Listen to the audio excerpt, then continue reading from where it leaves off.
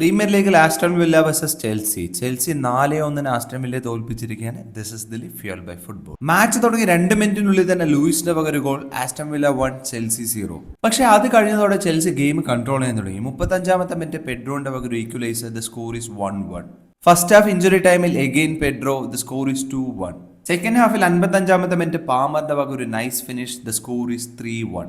Game അതോടുകൂടി കഴിഞ്ഞില്ല. 64-ാമത്തെ മിനിറ്റ് എഗെയിൻ പെഡ്രോ ഒരു ഹാട്രിക്. The score is 4-1. ചെൽസിയുടെ ഒരു കംബാക്ക് ഡോമിനേഷൻ ആയിരുന്നു. The final score is 4-1. മറ്റ് പ്രീമിയർ ലീഗ് ഗെയിംസ് നോക്കിക്കഴിഞ്ഞാൽ ആസ്റ്റൽ 1-0 ബ്രൈറ്റനെ തോൽപ്പിച്ച് ടൈറ്റിൽ റേസിൽ ഫസ്റ്റ് പൊസിഷൻ മെയിൻറ്റെയിൻ ചെയ്യുകയാണ്. വെസ്റ്റ് ഹാം 1-0 ഫുൾഹാമിനെ തോൽപ്പിച്ചിരിക്കുകയാണ്. Man City versus Nottingham Forest സമനിലയായിരുന്നു 2-2.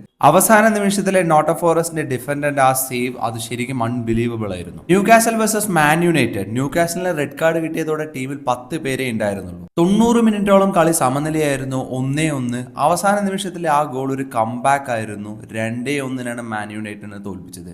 Four latest football updates come join the club.